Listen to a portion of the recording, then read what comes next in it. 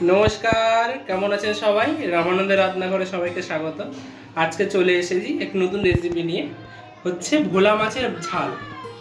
চলুন, ওখানে ভোলা মাছগুলোকে নুন হলুদ মাখিয়ে নিয়েছি, এখানে ধনেপাতা কুচিয়ে নিয়েছি, আর নিয়েছি ওখানে কাঁচা লঙ্কা, পেঁয়াজ, আর নিয়েছি রসুন কুচিয়ে, আর এখানে মশলাগুলো রয়েছে। এবার পরবর্তী পর্যায়ে চলে যাব।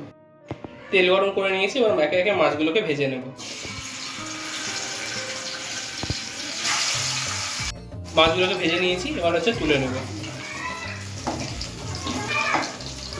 এবার তেলের মধ্যে দিয়ে দেবো হচ্ছে কালো জিরে, কাঁচা লঙ্কা আর রসুন কুচি। রসুনটা দেওয়ার একটাই কারণ, যাতে মাছের আঁশটা গন্ধটা চলে যায়। এবার পেঁয়াজের মধ্যে দিয়ে দেবো হচ্ছে নুন, হলুদ, জিরের গুঁড়ো, ভালো করে কষিয়ে নেবো। এবার ভালোভাবে সব কিছু কষিয়ে নিয়েছি, এবার দিয়ে দেবো হচ্ছে লঙ্কার গুঁড়ো, এটা নেড়ে ছেড়ে জল দেবো। এবার দিয়ে দেবো হচ্ছে উষ্ণ গরম জল। ভালোভাবে ঝোলটা ফুটে ওঠার জন্য অপেক্ষা করবো। ঝোল ফুটে উঠেছে, এবার দিয়ে দেবো হচ্ছে মাছগুলো, আর ওপর দিয়ে ছড়িয়ে দেবো এবার হচ্ছে ধনেপাতা কুচি দিয়ে, এবার একটু ফুটিয়ে নামিয়ে নেব।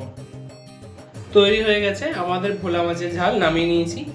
আর ভিডিওটি যদি ভালো লেগে থাকে তাহলে একটি লাইক, কমেন্ট, শেয়ার করে দেবেন, পাশাপাশি আমাদের চ্যানেলটিকে সাবস্ক্রাইব করে দেবেন।